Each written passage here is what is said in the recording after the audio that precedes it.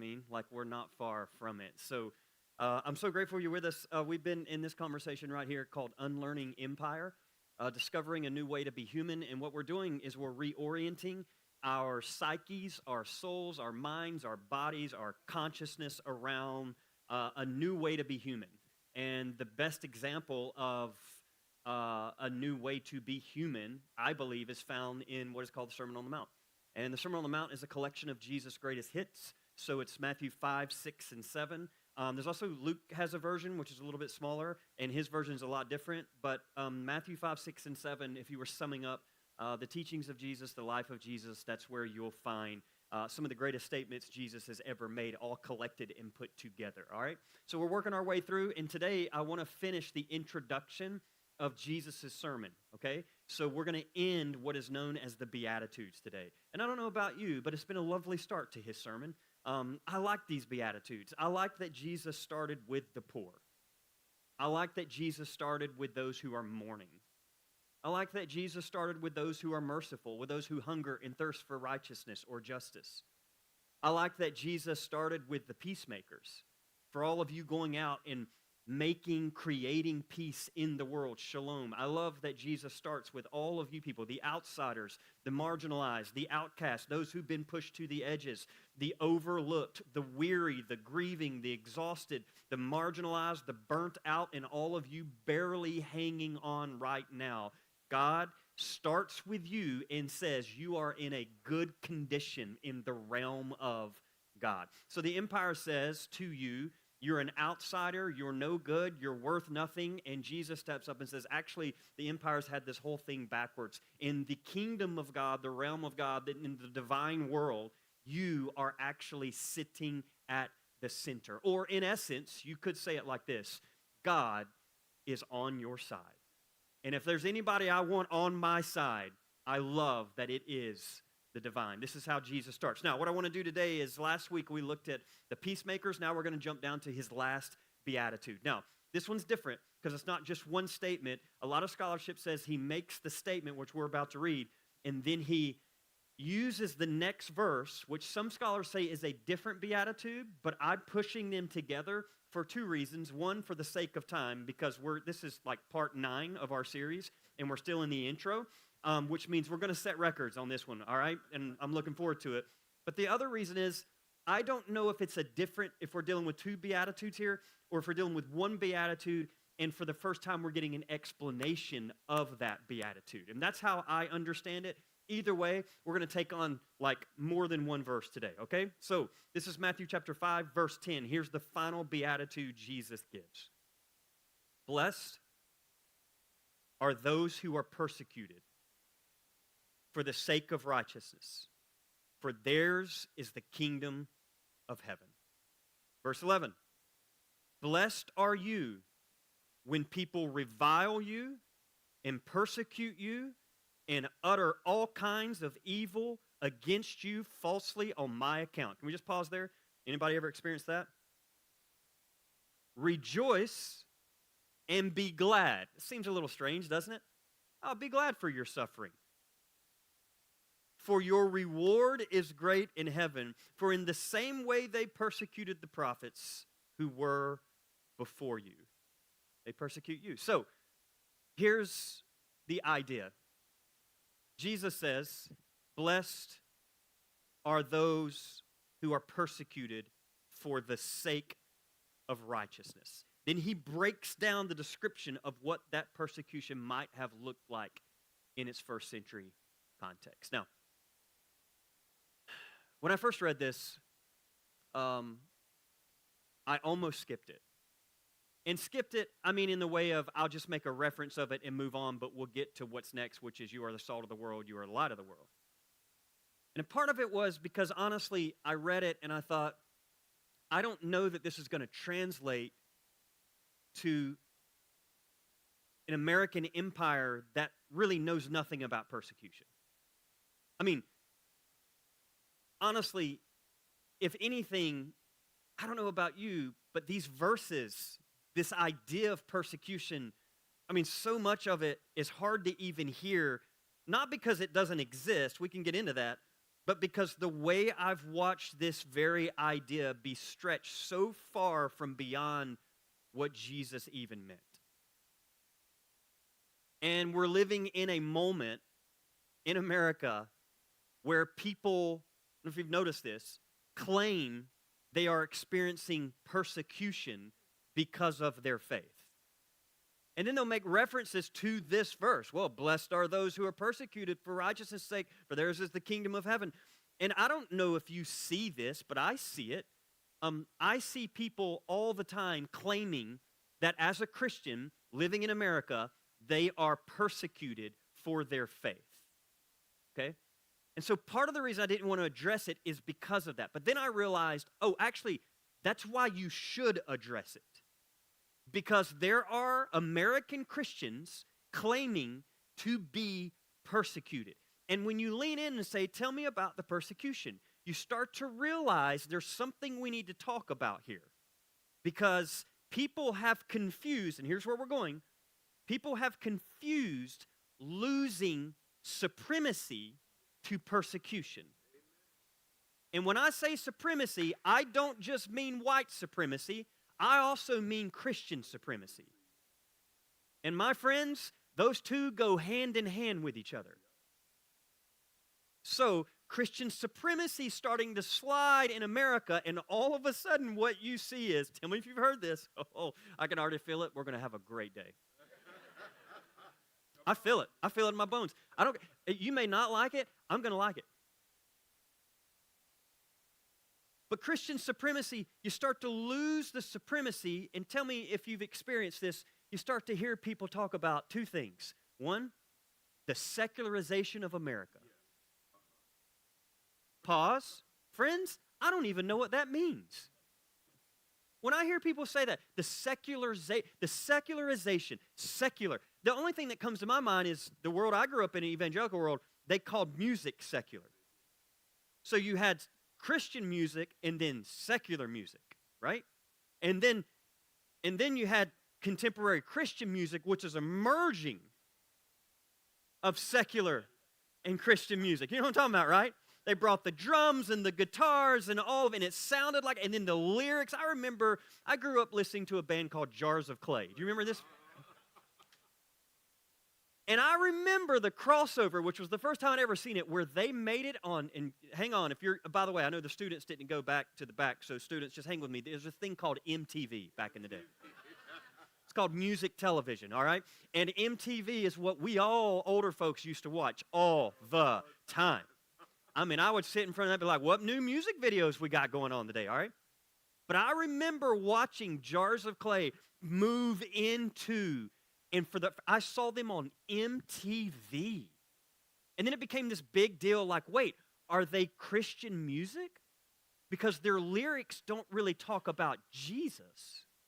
So are they secular or are they sacred? Like, which one is it? And then there were like the contemporary kind of progressive folks at the time going, ooh, that's how you reach people.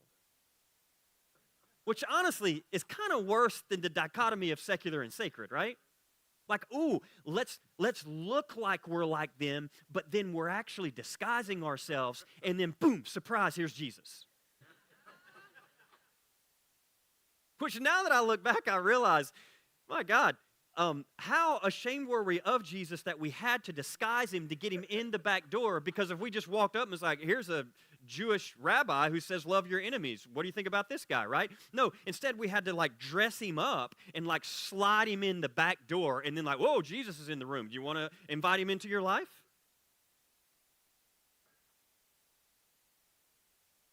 But I remember watching, and they had this song called Flood. My world is a flood. Slowly I become one with the mud. You've heard this, right? And I remember sitting there like as a teenager going, I can't believe it. And it became this great debate in the evangelical church I grew up in of separating secular music and Christian music. And we had bonfires as students where we would throw our secular music in the fire.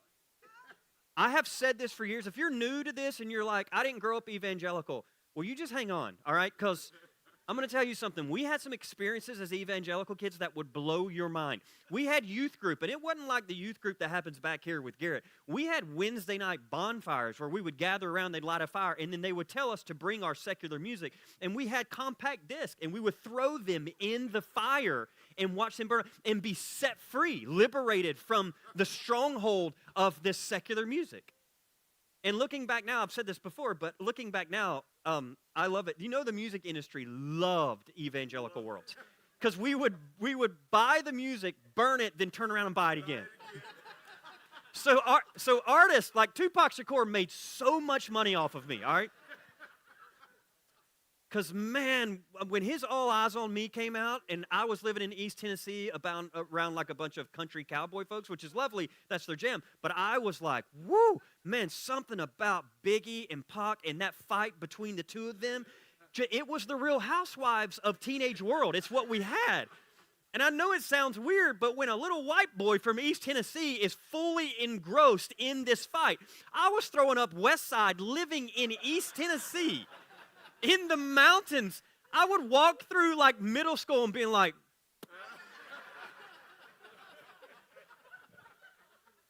who does that? And I don't know what's going to happen when we die, but I'm going to be real. This is full transparency. I do hope, whatever is on the other side, that there is some incarnation of our consciousness right now. Because when I get there are a couple people that I want to meet, and Tupac Shakur is one of them. And I'm telling you, hear me, because it's just serious respect for him. And now that I've gotten older, you ever go back and listen, I'm like, oh my God, that man was far more tapped in than, as a high schooler, I was just like, yeah, get him. But I don't know what I was doing in high school. I didn't understand a word he was saying. I just felt it, you know what I mean? But now looking back, I'm like, man, he was tapped in. Now, all of that said, I don't even understand that duality anymore, secular and secular. Because when you step through that door, you realize there's no such thing as secular. Everything is deeply sacred. Everything. But the reason I say this is because there is no place where the divine is not. Because even the writers of the scripture says, if you make your bed in Sheol, which is the place of the dead, you'll find the divine there. I know. I've been experiencing this lately. Katie's reintroducing me to music that I didn't grow up on.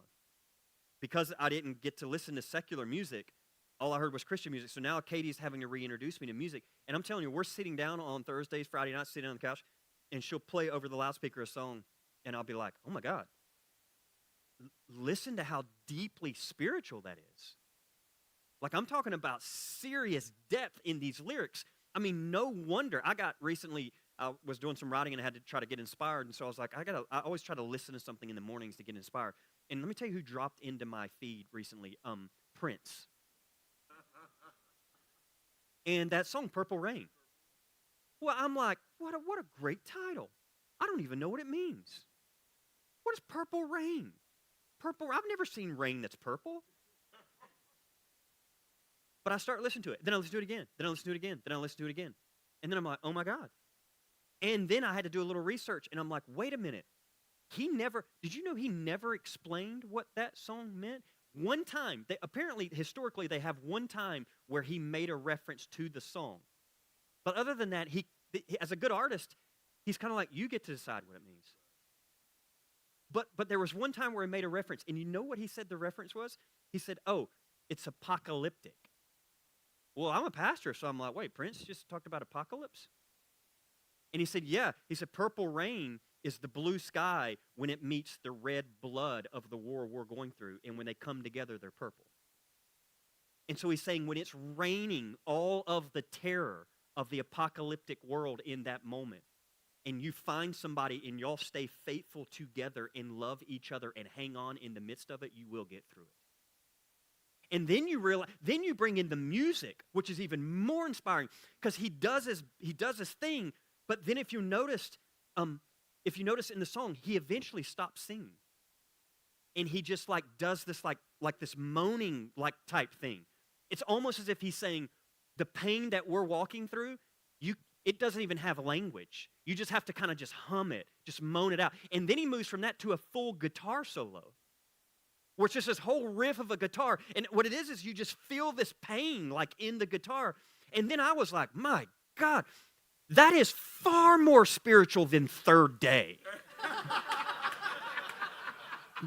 Do you know what I'm saying? Take any Christian music artist. Is anyone else having this experience when you deconstruct now, you go back and you're like, I was robbed. They gave me, and no offense, because I have friends that are in the CCM world right now, but they gave me this cheap imitation crab meat called Christian music when what I really wanted was the real thing, and turns out the real thing, and I remember this like it's secular if it has cuss words in it. Turns out, actually, that's called a lament. And that's deeply spiritual. And now I'm going back, uncovering all this music, going, no wonder it's lasted for decades. Here's why. Because it resonates with people. Yeah, because it's deeply spiritual. So I don't even see the dichotomy or the duality anymore between the two of those. Because everything is deeply spiritual. And when you start finding the divine in everything, I'm telling you people, you find it in everything. And there isn't a place you can go where the divine is not present. And you start seeing the divine everywhere. Yeah. What does that have to do with persecution?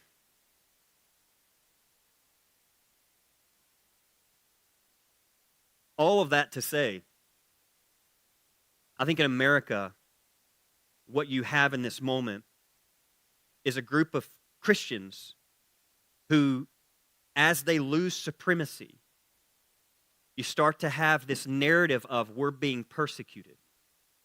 And what they'll say is, we're experiencing, and here's the link, the secularization of America. And if it's not the secularization of America, then what they say, and there is no such thing as a secularization of America, but as that transpires, what they'll eventually say is, we're experiencing persecution, but it's also linked to what we call eschatology. Eschatology being the study of end times. So think about it. They're claiming persecution. And if you listen close enough, what you'll find is they want that persecution to happen. In the same way they want Israel to keep bombing Gaza. Why? Because it fulfills some violent prophecy and understanding that they have about the end of the world. And so anytime they can latch hold of something that they perceive as persecution, they'll claim it because that has to be the narrative. So the more power and supremacy Christianity gets, the more it actually is moving away from the eschatology that they hold, and that's problematic.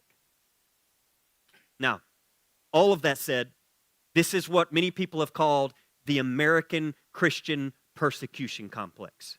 Now, for those unfamiliar, I got you a working definition here. The American Christian persecution complex is the belief that Christianity is under attack whenever it is no longer given special privilege, cultural preference, or unquestioned authority. But let's tell the truth here, okay? Christianity and Christians in America are not being persecuted. Now, I want to show you some examples of the American Christian persecution complex, okay? One, you already know. Think about what happened a few years ago with Starbucks and their coffee cup. Think about that for a minute. It became this big uproar, and literally there are still fundamentalist Christians arguing about this, that there is a war on Christmas in America. And that a part of the war is that you can't say Merry Christmas anymore, but people are saying Happy Holidays. And notice what's happening here. That they see that as the secularization of America. Notice that. But notice what it really is. It's just a slight notch down of their Christian supremacy, and it is a realization and an awakening that not everybody in America is a Christian. That's what we call equality, all right? It's the idea that even in the Constitution, we were never intended to be a Christian nation. And so, it's not that you're going woke. It's that you're actually respecting the fact that not every human that lives within the realm in which you live believes the same God that you believe in. And that, my friends, is deeply spiritual. That's actually called dignity and respect. Now, I want to show you another one that just happened last week. Okay, this is fresh off the press. All right? I think we have an image of it. Here's a tweet. Here's a tweet. Here's a tweet. Literally, and we blocked the, we tried to keep the image so you could get close, but we blocked the name out so you won't persecute them even more. But this is an actual tweet that I saw with my own eyes, so I pulled it. And so you're like, what's going on? So Coca-Cola has a personalization tool. So you can go online, and with a Coke can, you can write your name or whatever, and then they'll send you, like, the drinks with your name on it. You know this. You're familiar with this. Well, they now have it where you can do, like, small little, like, slogans or whatever.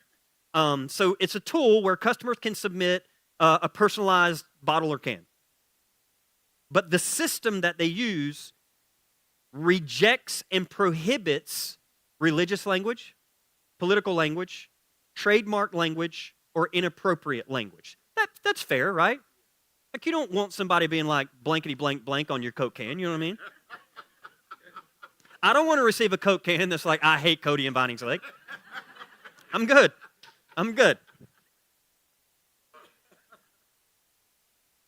But some Christians got online and decided to try something.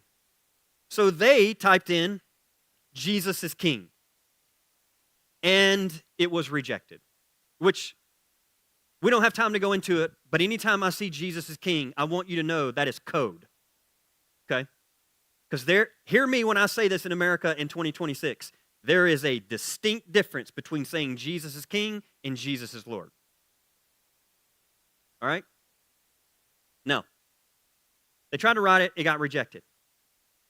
Apparently, some Christians got on and tried to write something like, the devil is good. It got accepted. Immediately, the Christians are like, we're being persecuted. They present it to Coke, and Coke has to make a formal statement saying, we are not persecuting Christians.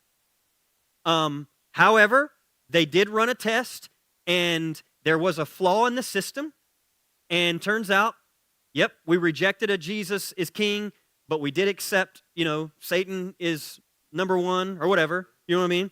And they're like, it was a flaw in the system, self-corrected, move on. Then they said, just so we're clear, we have prohibited any religious, political, trademark, or inappropriate language. But that didn't stop an uproar within Christian fundamentalists that just said, see, we knew it, Christians are being persecuted. So I heard about it, and then I got online, and I'm like, look at there. It's an actual thing, and this is out of the individual's mouth. Coke hates Jesus. And then listen to this line. The persecution is obvious. What's coming next is obvious. Notice what that individual just did. Notice how fast they moved from Coke hates Jesus, persecution is obvious, and then what's coming next. Now, what does he mean by what's coming next? Well, let's keep reading in context to see if he gives us a clue. Okay, check it out.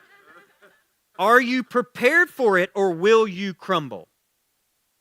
Now, notice what the writer is doing there. He's leaning into the fundamentalist Christians going, will you be strong? Will you step up? Will you be ready? Now, ready for what? Line before, ready for apparently something that's coming. What is coming? He just keeps going. You need to be looking forward to what's coming up and start preparing now to defend your loved ones. All of that, and then you have sweet, lovely grandmothers online going, I'm ready. I'm ready. And I want you to know, I stopped all orders on Coke.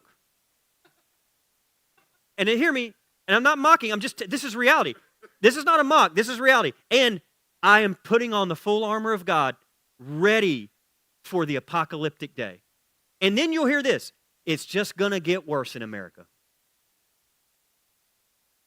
Now, you have to be careful because you can bust up in there like, what are y'all talking about? It's a Coke can. You could also bust in and go, oh, I see what's happening. This is a long narrative that's been around for a while. So what do we do with this? Perfect example. This is what we call the American Christian persecution complex. Here's what I would like to say about it. In America, Christianity has not lived on the margins. It sits at the center of power in our politics, our courts, and our institutions. And when Christianity becomes less culturally dominant, when minorities begin to gain a few rights,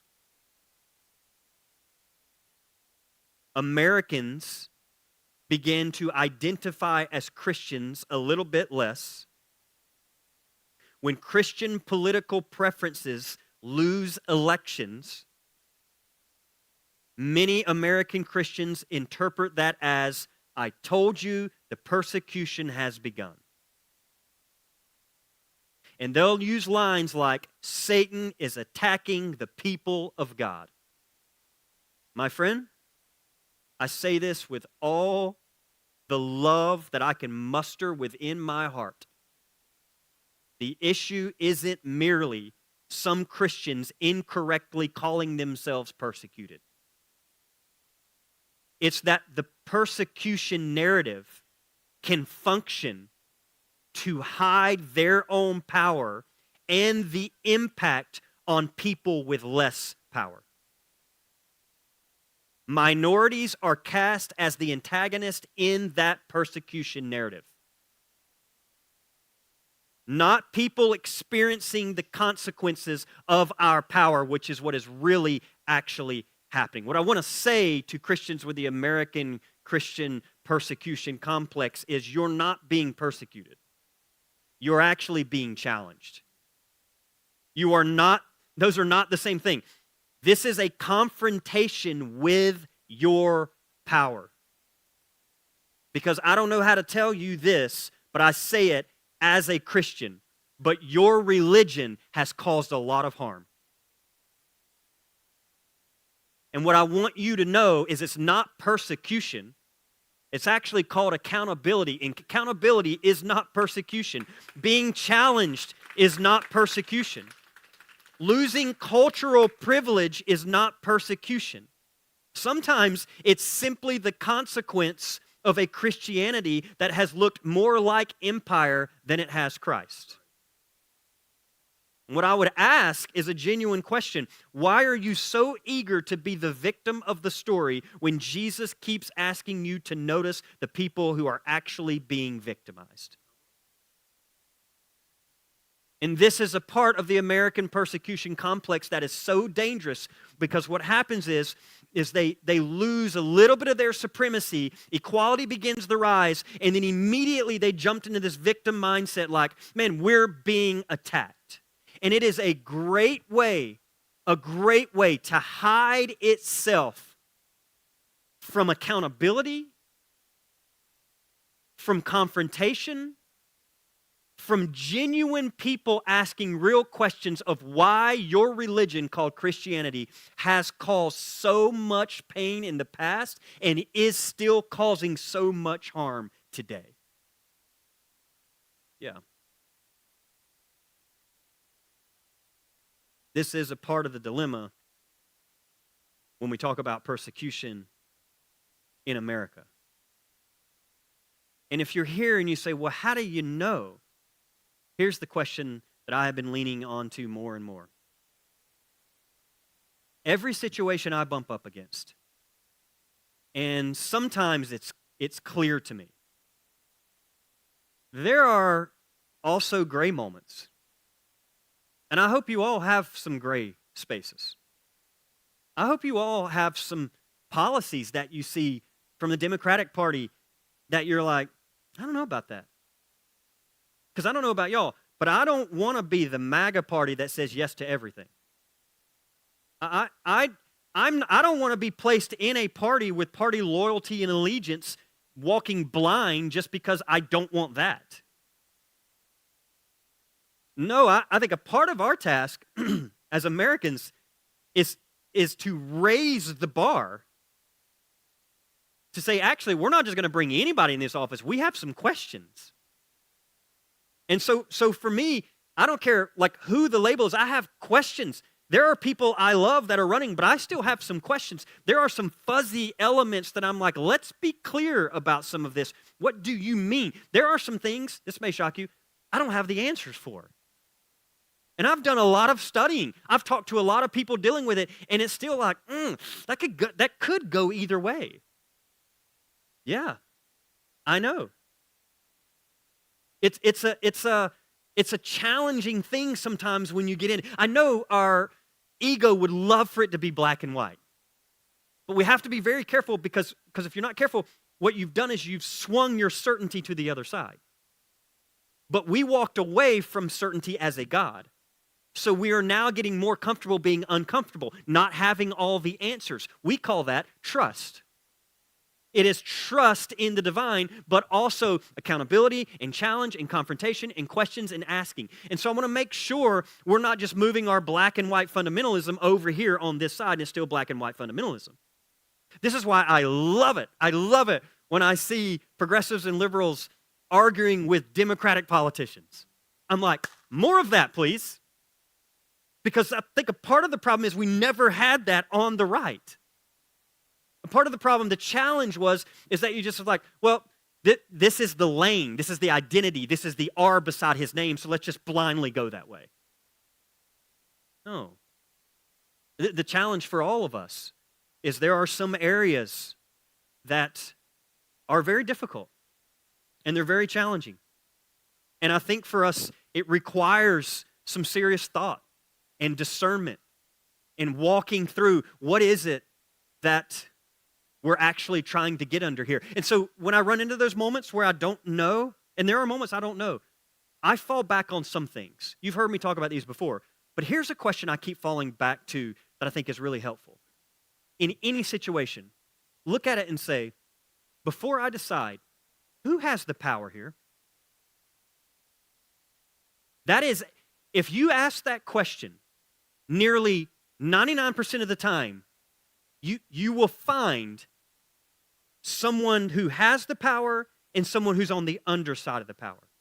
Now, doesn't necessarily mean those on the underside of the power are right, but before you step in to make a decision, ask that question, who has the power here? And when you step into the American persecution complex, you realize, who has the power here? Oh, Christians have the power here.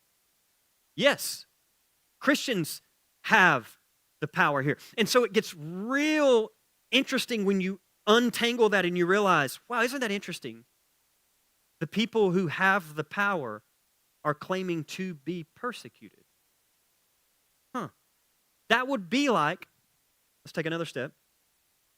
That would be like a white male claiming to experience reverse racism.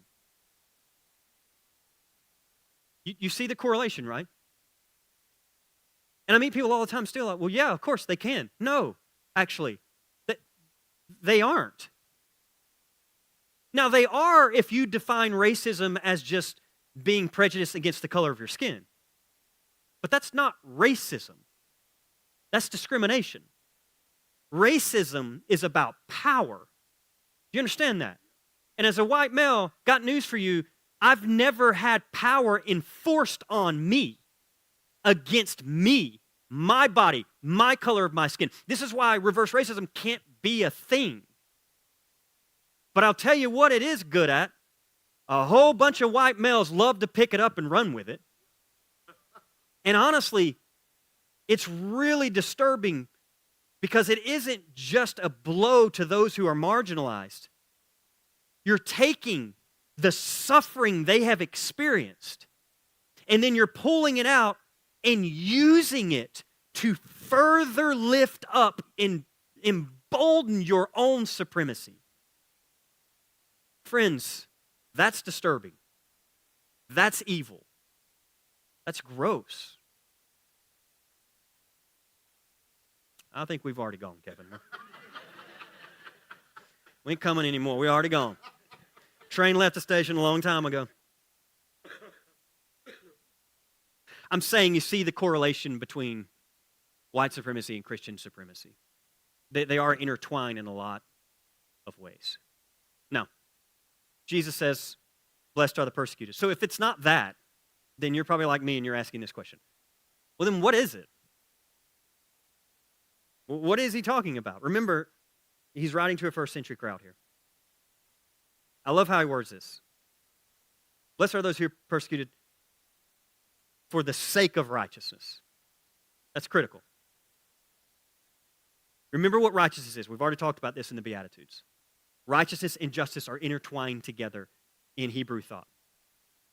You could say it like this. Righteousness is the incarnation of justice. It is the justice of God enacted.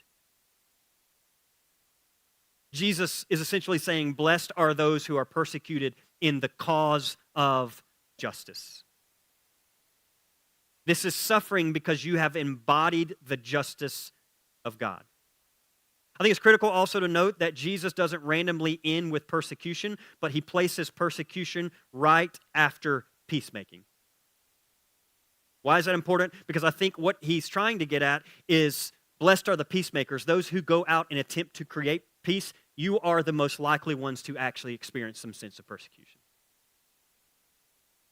It's like Jesus is saying, it's the consequence of everything we've been teaching. And this wasn't hypothetical to Matthew's community as he wrote it, because they were experiencing, as followers of Jesus, exclusion, economic consequences, social rejection, accusations of disloyalty, and full-on violence. You can study history, church history, and you will find people in the early Jesus movement were experiencing actual violence. And a part of what they were experiencing, there are actually stories that came out of that aren't in the Bible. And if you don't read outside of the Bible, then perhaps you probably don't even know some of these stories. But there were real people in the first century who experienced some serious, be a proper word, persecution. And they experienced in many different ways. And part of the reason is because what they were teaching, believing, and confronting. But even now, looking back, we wouldn't necessarily call this Christian persecution. And the reason is because Christianity wasn't a thing in the first century. Now, you've heard me talk about this, but I do think it's important to clarify. There was never a day where Christianity broke from Judaism. Okay? When you study this, there was never like a defining moment where you're like, when did that happen? When did Christianity begin? There was never like a moment where it was like, oh, right there, we see it.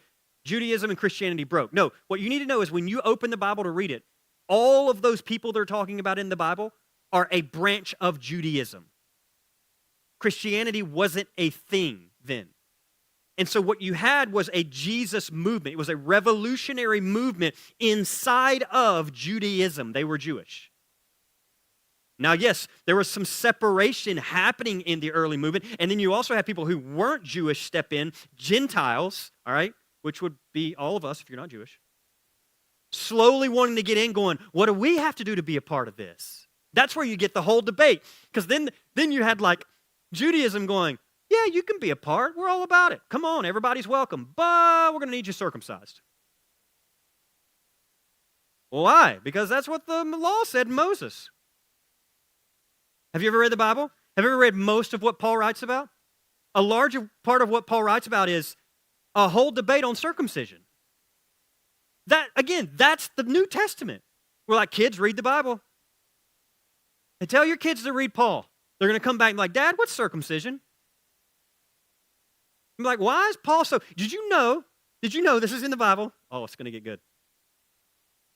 Did you know there is a verse where Paul says, he talks about circumcision, and he's so angry, he said, I wish they'd go and not just circumcise themselves, but cut it all the way off. That's the Bible, by the way. Now, that's a rough Cody translation, but it's in the Bible. It's in Paul, it's in the Bible. It's accredited to Paul. Yes. Why? Why? He's irate. What is he doing? He's saying, you don't have to do all of these things to get in. And there was this full-on debate between inclusion and what people had to do to actually get in. Translation, I don't know if much changed today. We created another religion off of a religion, and then we took this religion and we're like, if you want to get in, there's some things you need to do. And it became this whole debate. And this is why when you see a man in the New Testament baptizing a eunuch, it becomes real controversial because they're like, wait a minute, can that person get in? Because newsflash, that's kind of a transgender person. And is it okay to? And then you have Acts. Whoa, Acts gets wild when all of a sudden you have Peter eating and drinking things that are against the law. And they're like hanging out with a Gentile, which, no, you can't be doing that. Why are you doing that? And then Peter's like, don't call anything unclean that God has made clean. Yeah, it's this whole large debate. And this is what I'm talking about. This is what is happening. You have this community, but they're not Christians per se yet, but they're a branch off of Judaism. Now, I am not saying they weren't called Christians, because early in Acts at Antioch, you have the first label of Christian. But check it out.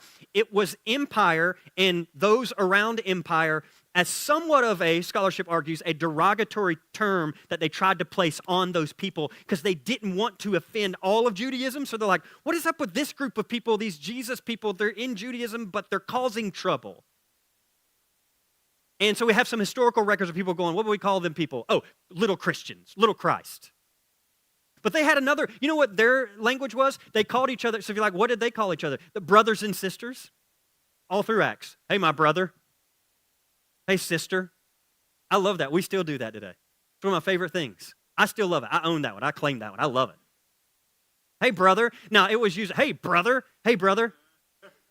I love it. But I don't hear it in the Southern Baptist way anymore. I hear it in like the, yeah, we are brothers, aren't we? Yeah. You're my sister. Yeah, and here's another one they used. Oh, we're people of the way. That was actually their claim. When they're like, what are you people? People of the way. Well, what way is that? I'll tell you what, it wasn't the way of MAGA. Because the MAGA way and this way they were talking about do not have anything in common with each other. People of the way of what? This is what we're talking about in the sermon. The way of nonviolence. The way of turning the other cheek, the way of loving your neighbor, the way of loving God with all your heart, soul, and mind, the way of being a non-anxious presence in the world. Yeah, the way of learning how to look at fruit and decide what it produces but not be judgmental. Yes, this particular way. And we're going to get there. It's coming at the end of the sermon. Narrow is that way. And few people find it. But broad is the way, Romans road, that lead people to destruction. We're just riffing now.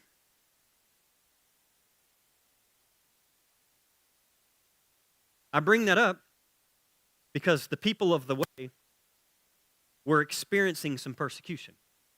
And you have to ask, why? That's a good question. Because had they just been nice spiritual people that experience an individual spirituality and just want to go to heaven when they die, the empire would have loved that. But where did their persecution come from? It came from the empire, by and large. I mean, we could go back and look at 60 AD when Nero was the emperor. There was a great fire in Rome, and you know what happened in the temple? And you know what happened? Nero, the emperor, said, I'll tell you who did that. It's those Jesus people. And it created some serious conflict and persecution. We could go back and talk about how the empire continually persecuted individuals. As you roll through church history, you have 249 to 251 was the first empire-wide persecution. Then you had another 303 to 311 was called the Great Persecution. But in all those situations, from 60 Common Era all the way through the early 1st, 2nd century, The persecution was coming from the empire, and you have to ask the question, why? What was this group of revolutionaries doing that was so dangerous to the empire? Well, here's what I will tell you. Peace always threatens somebody's profits. Justice always threatens somebody's privilege. Love always threatens somebody's fear. And when faith begins, let's just modern day, feeding the hungry, confronting systems of why there is hungry people, welcoming the stranger, confronting racism, exposing corruption, confronting violence, and standing beside the people empire has taught us to fear. That's when power gets nervous. That's when the names begin. That's when the lies begin. That's when the pressure comes. And this happened in the early Jesus movement. I want to give you one example, and then I'll make two statements, and then we're out of here. First example. I want to read you a brief excerpt from a story of a bishop who experienced what I think Jesus is talking about here when he talks about persecution. This story, for those that are keeping score, is called the martyrdom of Polycarp. Polycarp was a bishop in Smyrna, modern-day Turkey. From 69 to 155 Common Era.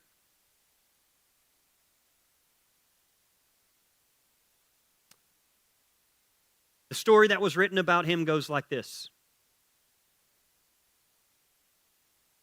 The senator of the empire at the time set Polycarp on a chariot. And it reads this way. Taking him up into the chariot, they seated themselves beside him and endeavored to persuade him, saying, "What harm is there in saying, 'Lord Caesar,' or 'Caesar is Lord'? And in sacrificing with the other ceremonies observed on such occasions, and so make sure you remain safe?" In context, what you need to know is public acknowledgement of the Caesar would happen by burning a few grains of incense on an altar before the statue of the emperor. And to refuse to burn incense before the statue of the emperor reminded them that they could not buy and sell in their marketplace. And to refuse this was equivalent with what they would deem as, we might call, treason. For the Romans, this sacrifice was just a simple patriotism, nationalism. I mean, come on. It's just a head nod. After all, we know Caesar isn't actually God. And you know that too. So just keep that belief, but just do it. That's the most seductive part of allegiance. The most seductive part of allegiance is that you don't even actually have to believe in it. You just have to go along with it. And so, Polycarp was brought into the arena. If you're unfamiliar, that's how persecution worked back then. Imagine the Colosseum filled with people. Brought into an arena, and as the script goes, it says that as he was brought into the arena in front of a crowd of people as they release animals, they said, "Swear by the fortune of Caesar, repent." Isn't that interesting they used that? The empire used that to the Jesus guy. Repent and say, "Away with the atheist." Now, their understanding of atheism is completely different than ours. It's reversed in some ways. Atheism in that time, they would use that language to people like the Jesus people who refused to bow the knee to the Roman gods. So imagine that. We've gotten it all twisted, haven't we? We're like, "Hey, there's an atheist." Like, I hope Vinings Lake was like, we're all a bunch of atheists. Polycarp's response, apparently, it's documented. standing in front of crowds of people in the arena, he said, 86 years I have served him, and he never did me any injury. How then can I right now blaspheme my King and my Savior? Those apparently were his last uttered words, and he was killed February 23rd, 155 AD. So when Jesus says, blessed are the persecuted, they knew something about that. And when you hold that up to a world that claims persecution from a Coke can, I do that intentionally. Do you see how far we've come? Now, you might ask the question I asked, how did we get here? How did we get here from here? There's a lot of information that can be inserted inside of that, but I will tell you, something happened around 312. Some argue that's the moment Christianity actually began. But can I tell you what happened at 312? You had a ruler step up, an emperor named Constantine. And Constantine, for the first time, legalized Christianity, made it the religion of empire. And in that very moment, empire and religion got together and fused their powers. And it's no coincidence that right after that moment happened, what you began to have is what we call monasticism. Are you familiar with this?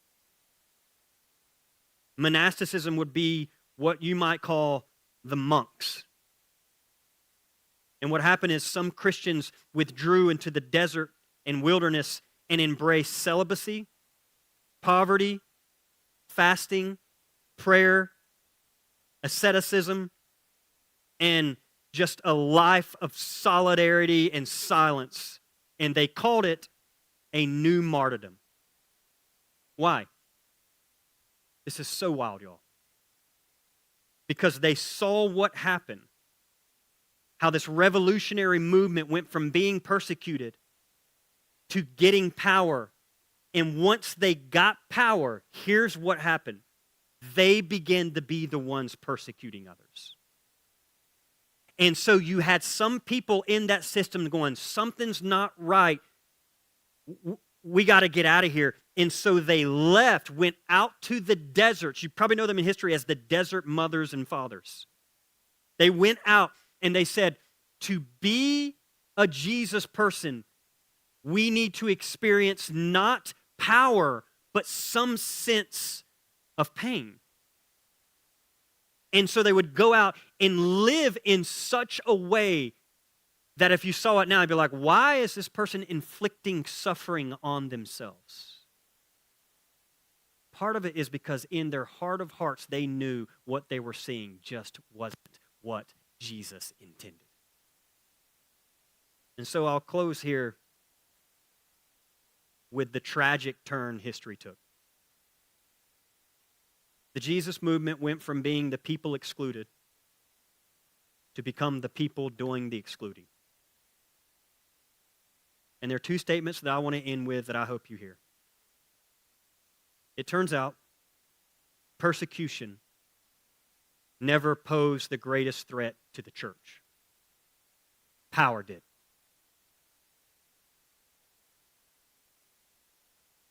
The moment Christianity stopped threatening empire, empire stopped threatening Christianity. And I just paused to say, what would it look like for Jesus followers, this revolutionary group, to once again become a threat to empire? Because we have buildings this morning all over this country, some mega, some tiny, and they're gathering on every corner. And if you live in the South,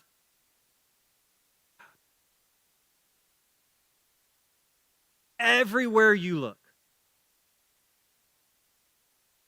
But isn't it interesting? Very few, if any of them, are a threat to empire. My friends, the American empire, Trumpism, MAGA, they love the Church of America. And not only is the church not a threat to empire, they have snuggled right up to it. And it has become a weapon that is causing so much harm and pain and persecution in its broadest sense to a lot of marginalized people. And I'm here to tell you, friends, that is the antithesis to what Jesus is talking about when he says, "Blessed are those who are persecuted, for theirs is the kingdom of God." So the challenge for us, what would it look like for us to be on the radar of the empire? It's slowly happening. I just heard this week newly released records that the Department of Homeland Security is doing specific surveillance around progressive churches and anti-ICE organizations that are taking place in churches. I want to be careful. No one's claiming persecution. But I also want to say this. You do see how easily that could happen. Now follow me, because I know you're in this. But if and when that does happen, here's what you'll see. A whole bunch of Christians going, "We're persecuted," when they're the ones doing the persecuting. And here's what you'll see. If and when DHS slides into spaces that are harboring immigrants, you better believe they won't do it going, "We're the empire, we're Rome, you bow down, you will obey." No. They will slowly, quietly show up, and they will say, "We're Christians. We love Jesus, but you need to obey the law." But may we have enough discernment and wisdom to know, friends, we're not even close, but we are right on the edge of something happening in America where maybe for the first time in the history of our nation, we as a movement that started with Jesus get back to becoming a threat to empire. Because, as you know, the moment we stop becoming a threat to empire, empire stops threatening us. So I'll just pause and say, if you haven't been threatened in a while, maybe that's a metric. I don't know about you, but I've had a good number of threats. And here's what I'm saying. I hope you do too. I hope you do too. I hope you don't live in such a quiet way that no one ever even disagrees with you.